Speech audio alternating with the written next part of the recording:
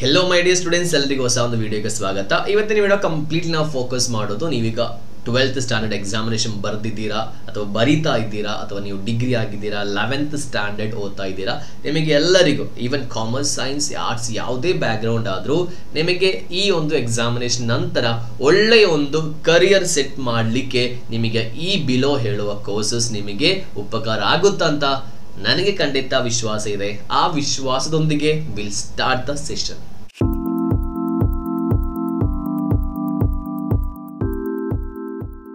The first concept ಅಂತ ಹೇಳೋದು, ನೀವು ಸೈನ್ಸ್ ಆಗಿರಲಿ, ಕಾಮರ್ಸ್ ಆಗಿರಲಿ, ಹಿಸ್ಟರಿ ಆಗಲಿ, ಯಾವುದೇ ಬ್ಯಾಕ್ಗ್ರೌಂಡ್ ಆಗಿರಲಿ, ನಿಮ್ಮದು ಪಾಸ್ಟ್ ಡಸಂಟ್ ಮ್ಯಾಟರ್. ಯಾಕೆಂದ್ರೆ ನಮಗೆ ಪಾಸ್ಟಲ್ಲಿ ನಿಮಗೆ ಒಳ್ಳೆ ಮಾರ್ಕ್ಸ್ ಇತ್ತು, ಖಂಡಿತ ಇಲ್ಲಿ ಹೆಲ್ಪ್ ಆಗುತ್ತೆ. ನಿಮಗೆ ಒಂದು ಆವರೇಜ್ ಸ್ಟೂಡೆಂಟ್ ಆದರೂ ನಿಮಗೆ ಏನಾಗುತ್ತೆ, ನಿಮಗೆ ಒಳ್ಳೆಯ ಒಂದು ಮಾರ್ಕ್ ನಿಮಗೆ ಸಿಕ್ಕುತ್ತೆ. ಸೊ ಬೇಸಿಕ್ಲಿ ನಾವಿಲ್ಲಿ ಮಾಡೋದು ಈ 3 ಕೋರ್ಸ್ ಬಗ್ಗೆ. ಇದೆಲ್ಲ ತುಂಬ ಕೋರ್ಸಸ್ ಇದೆ, ನಮಗೆ ACCA ಕೋರ್ಸಸ್ ಇದೆ, ಅದೇ ರೀತಿಯಲ್ಲಿ ತುಂಬ ರೀತಿಯ chartered financial analysis, CPA courses ಇದೆ, ಈ ಥರ ತುಂಬ ಕೋರ್ಸಸ್ ಇದೆ. ನಾನು ಬೇಸಿಕ್ ಆಗಿ ಬರುವ CA, CMS, CS ಕೋರ್ಸ್ ಬಗ್ಗೆ ಮಾತಾಡ್ತಿದ್ದೀನಿ. ಸೊ ಆಲ್ರೆಡಿ ನಾವು CA ಬಗ್ಗೆ, CMA ಬಗ್ಗೆ, CS ಬಗ್ಗೆ ಸಪ್ರೇಟ್ಲಿ ಕಂಪ್ಲೀಟ್ ಡೀಟೇಲ್ಸ್ ನಾವು ಆಲ್ರೆಡಿ ಮಾಡಿದ್ದೀವಿ. ಸೊ ನಿಮಗೆ ಅದರ ಬಗ್ಗೆ ಬೇಕಿದ್ರೆ ನಾವು ಡಿಸ್ಕ್ರಿಪ್ಷನ್ ಬಾಕ್ಸ್ ಡೀಟೇಲ್ಸ್ ಕೊಡ್ತೀನಿ. ನಮ್ಮ ಚಾನಲ್ ವಿಸಿಟ್ ಮಾಡಿದ್ರು ನಿಮಗೆ ಇದಲ್ಲದೆ ತುಂಬಾ ವಿಡಿಯೋಸ್ ನಿಮಗೆ ಸಿಗುತ್ತೆ. You can just go and refer the same. Okay, so first of all ನಮ್ಮವರನ್ನು ಕಂಪ್ಯಾರಿಸನ್ ಮಾಡ್ತಿದ್ದೀನಿ. ಇಲ್ಲಿ CA ಕೋರ್ಸಸ್ ಇದೆ, CMA ಬರುತ್ತೆ, ಅದೇ ರೀತಿಯಲ್ಲಿ CS ಅಂತೇಳಿ 3 ಕೋರ್ಸಸ್ ಬರುತ್ತೆ.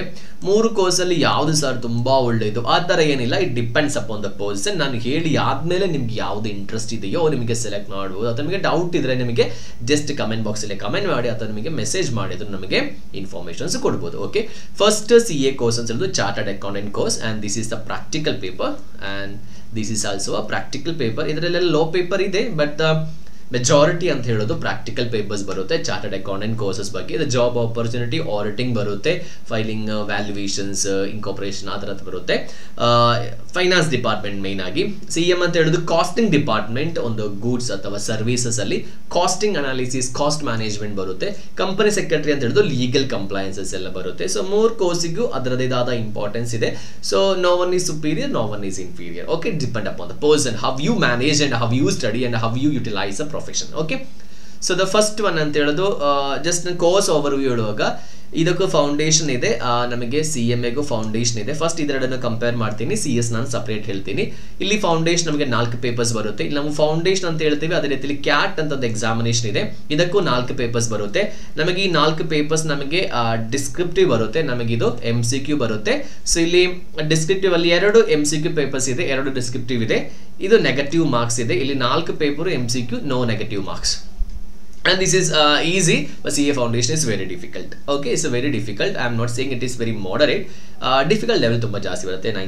15% ಇಲ್ಲ ಪಾಸಿಂಗ್ ಪರ್ಸೆಂಟೇಜ್. ನೀವು ಒಳ್ಳೆ ಕಲ್ತರೆ ಖಂಡಿತ ಪಾಸ್ ಆಗ್ತೀರಾ, ಕರೆಕ್ಟ್? ಸೊ ಅದರ ಯಾವುದೇ ಸಂಶಯ ಇಲ್ಲ. ಬಟ್ ನಾನು I'm saying that the subject is little bit difficult. Okay, second one ಅಂತ ಹೇಳೋದು ನಾವು ಫೌಂಡೇಶನ್ ಬಗ್ಗೆ ಹೇಳ್ತಿದ್ದೀವಿ. ವರ್ಷದಲ್ಲಿ ನಿಮಗೆ ಇದು 2 ಬಾರಿ ಎಕ್ಸಾಮಿನೇಷನ್ ಬರೀಬೋದು. ಇದು ವರ್ಷದಲ್ಲಿ ನಮಗೆ ಫೌಂಡೇಶನ್ 3 ಬಾರಿ ಎಕ್ಸಾಮಿನೇಷನ್ ಬರೀಬೋದು. ನೆಕ್ಸ್ಟ್ ನಮಗೆ ಸೆಕೆಂಡ್ ಲೆವೆಲ್ ಇಂಟರ್ ಬರುತ್ತೆ. ಇಂಟರಲ್ಲಿ 2 ಗ್ರೂಪ್ ಇದೆ, 3 ಪೇಪರ್ಸ್ ಬರುತ್ತೆ. ಇಲ್ಲಿ ನಮಗೆ ಇಂಟರ್ ಬರುತ್ತೆ, ಅಲ್ಲಿ ನಮಗೆ CMA ನಮಗೆ 8 ಪೇಪರ್ಸ್ ಬರುತ್ತೆ. CMA ಇಂಟ್ರಲ್ಲಿ ನಮಗೆ 8 ಪೇಪರ್ಸ್ ಬರುತ್ತೆ. ಇದರಲ್ಲಿ ಗ್ರೂಪ್ ನಂಬರ್ 1 ಅಲ್ಲಿ 4 ಪೇಪರ್ಸ್ ಬರುತ್ತೆ, ಇದರಲ್ಲೂ 4 ಪೇಪರ್ಸ್ ಬರುತ್ತೆ. ಇದರ difficult level little bit same ಆಗಿ ಬರುತ್ತೆ. ಇಂಟರ್ ಸ್ವಲ್ಪ ಡಿಫಿಕಲ್ಟ್ ಬರುತ್ತೆ, CMA ಇದು ಇಂಟರು ಡಿಫಿಕಲ್ಟ್ ಇದೆ. ಪಾಸಿಂಗ್ ಪರ್ಸೆಂಟೇಜ್ ಎಲ್ಲ ಅದೇ ರೀತಿಯಲ್ಲಿ ಮಾಡರೇಟ್ ಆಗಿ ಚೇಂಜ್ ಆಗಿ ಬರುತ್ತೆ.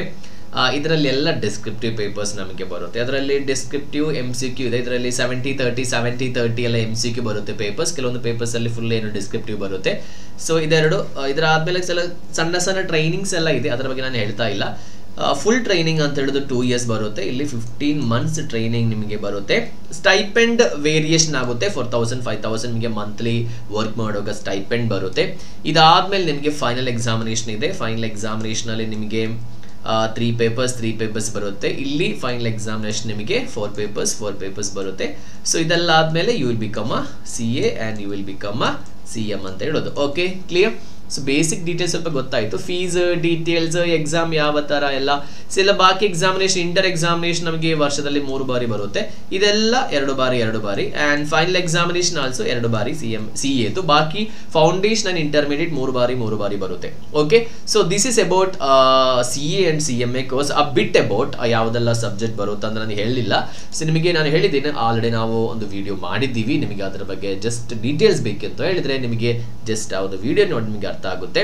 So the next one CS ಬಗ್ಗೆ ಆಲ್ರೆಡಿ ವಿಡಿಯೋ ಒಂದು ಮಾಡಿದ್ದೀವಿ, ರೀಸೆಂಟ್ ಆಗಿ ನಾವು ಕಂಪ್ಲೀಟ್ ವಿಡಿಯೋ ಮಾಡಿದ್ದೀವಿ. ಇದರದ ಫೌಂಡೇಶನ್ ನಾವು CA CET ಅಂತ ಹೇಳ್ತೀವಿ, ನೇಮ್ ಮಾತ್ರ ಸ್ವಲ್ಪ ಚೇಂಜ್ ಇದೆ. ಇದು 4 ಸಬ್ಜೆಕ್ಟ್ ಬರುತ್ತೆ. MCQ ಎಕ್ಸಾಮಿನೇಷನ್ ಇದು ಮಾತ್ರ ಮನೆಯಲ್ಲೇ ಕುತ್ಕೊಂಡು ಬರಿಬಹುದು ನಿಮಗೆ. MCQ examination no negative, easy ಅಂತ ಹೇಳೋದು ಒಂದು 70% ಪಾಸಿಂಗ್ ಪರ್ಸೆಂಟೇಜ್ ಎಲ್ಲ ಬರುತ್ತೆ, ಸಿಂಪಲ್ ಆಗಿ ಬರುತ್ತೆ. ಅದರ ನಂತರ ಇದು ನಿಮಗೆ ಇದರಲ್ಲಿ ಕೂಡ ನಿಮಗೆ ಡೈರೆಕ್ಟ್ ಎಂಟ್ರಿ ಮಾಡಬಹುದು, ಇದರಲ್ಲೂ ಡೈರೆಕ್ಟ್ ಎಂಟ್ರಿ ಮಾಡಬಹುದು. ಇದರಲ್ಲೂ ನಿಮಗೆ ಸೆಕೆಂಡ್ ಲೆವೆಲ್ ಎಕ್ಸಿಕ್ಯೂಟಿವ್ ಅಂತ ಹೇಳ್ತೀವಿ, ಡೈರೆಕ್ಟ್ ಎಂಟ್ರಿ ಮಾಡಬಹುದು. ಡಿಗ್ರಿ, UG PG ಅಥವಾ CA CM ಇದೆಲ್ಲ ಫೈನಲ್ ಮುಗಿಸಿದ್ರೆ ಡೈರೆಕ್ಟ್ ಆಗಿ ನಿಮಗೆ ಎಂಟ್ರಿ ಮಾಡಬಹುದು. ಇಲ್ಲಿ ನಮಗೆ 2 ಗ್ರೂಪ್ ಬರುತ್ತೆ, 2 ಗ್ರೂಪಲ್ಲಿ 4, 3 ಆ ಥರ ಬರುತ್ತೆ, 7 ಪೇಪರ್ಸ್ ಬರುತ್ತೆ ನಿಮಗೆ. ಇದು ವರ್ಷದಲ್ಲಿ 4 ಬಾರಿ ನಡೆಸ್ತಾರೆ ಈ ಎಕ್ಸಾಮಿನೇಷನ್, ಫೌಂಡೇಶನ್. ಈ ಎಕ್ಸಾಮಿನೇಷನ್ ವರ್ಷದಲ್ಲಿ 2 ಬಾರಿ ನಡೆಸ್ತಾರೆ. ಅದರ ನಂತರ ನಿಮಗೆ 21 ಮಂತ್ಸ್ ಇದು ಟ್ರೈನಿಂಗ್ ಇದೆ, ನಿಯರ್ಲಿ 2 ಇಯರ್ಸ್ ಟ್ರೈನಿಂಗ್ ನಿಮಗೆ ಬರುತ್ತೆ.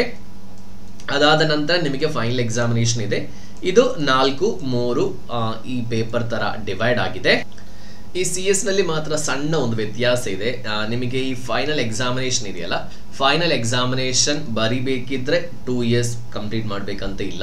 ನಿಮ್ದು ಫೈನಲ್ ಎಕ್ಸಾಮಿನೇಷನ್ ಬರೆದ ನಂತರ ನಿಮಗೆ ಏನು ಮಾಡ್ಬೋದು, 2 ಇಯರ್ಸ್ ಇದು ಟ್ರೈನಿಂಗ್ ನಿಮಗೆ ಸ್ಟಾರ್ಟ್ ಮಾಡ್ಬೋದು.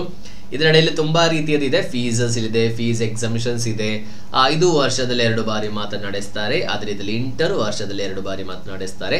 ಸೊ ಜಸ್ಟ್ ಒಂದು ಓವರ್ವ್ಯೂ ಮಾತ್ರ ಹೇಳಿದ್ದೀನಿ, ನಿಮಗೆ ಕನ್ಫ್ಯೂಷನ್ ಆದ್ರೆ ನೀವು ಜಸ್ಟ್ ಒಂದು ಕಮೆಂಟ್ ಬಾಕ್ಸ್ ಅಲ್ಲಿ ಕಮೆಂಟ್ ಮಾಡಿ, ಸ್ವಲ್ಪ ಡೀಟೇಲ್ಸ್ ನಾನು ಹೇಳ್ತೀನಿ. ಆದ್ರೂ ಬೇಸಿಕ್ ಆಗಿ ಅರ್ಥ ಮಾಡುವ ತರ ಹೇಳಿದ್ದೀನಿ. CS ಅಂತ ಹೇಳಿದ್ರೆ completely theory papers, majority theory papers ಬರುತ್ತೆ. ನಿಮಗೆ ಇಂಟರ್ ಅಲ್ಲಿ ನಿಮಗೆ 7 ಪೇಪರ್ಸ್ ಇದೆ, ಅದರಲ್ಲಿ 2 ಪೇಪರ್ಸ್ ಮಾತ್ರ ಪ್ರಾಕ್ಟಿಕಲ್ ಬರುತ್ತೆ, ಬಾಕಿ ಎಲ್ಲ ಥಿಯರಿ ಬರುತ್ತೆ. ಆ್ಯಂಡ್ ಫೈನಲಿ ಫುಲ್ಲಿ ನಿಮಗೆ 7 ಪೇಪರ್ಸ್ ಅಲ್ಲಿ 6 ಪೇಪರ್ಸ್ ನಿಮಗೆ ಥಿಯರಿ ಬರುತ್ತೆ, 1 ಪೇಪರ್ ಮಾತ್ರ ಪ್ರಾಕ್ಟಿಕಲ್ ಬರುತ್ತೆ. ಅದು ನಿಮಗೆ ಆಪ್ಷನ್ ಬೇಕಾದರೆ ಸೆಲೆಕ್ಟ್ ಮಾಡಿದ್ರೆ ಮಾತ್ರ ಸಾಕು.